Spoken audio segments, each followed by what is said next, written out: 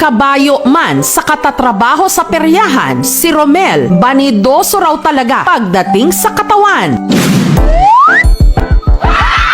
Katunayan, pagkatapos maligo, istrikto raw siya sa pagsunod sa kanyang skincare routine. Itong sabon pampaputi.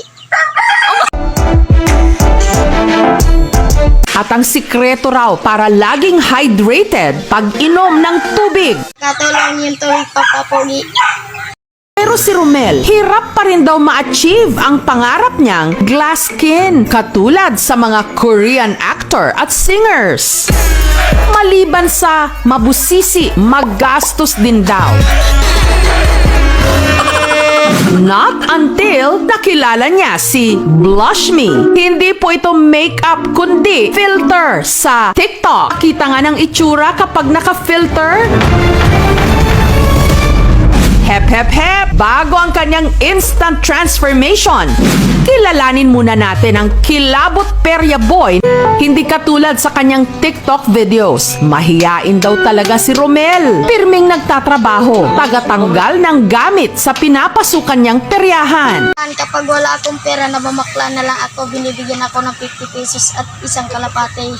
Pero si Romel, hindi lang daw sa trabaho masipag. Masipag ding mag-TikTok. Makagawa ako ng 2 video, okay na yun. May filter daw ang kanyang paborito dahil si Romel hindi na raw kailangang maglagay ng kung ano-anong pampagwapo.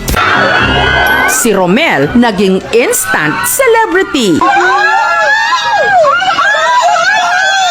Nagkaroon din daw siya ng instant jowa. Dahil po sa paggamit-gamit ko ng filter, may nakilala po akong babae noon. Sa TikTok po, naglapag siya ng FB noon hanggat sa nag-call-callan po kami. Labi niya sa akin noon, focus po siya sa pag-aaral niya. Kung nakita ko po sa TikTok, may kasama siyang lalaki.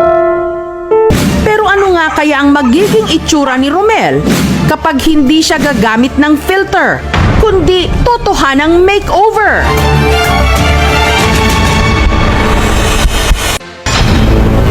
Hold your horses! Eto na ang Romel na walang filter.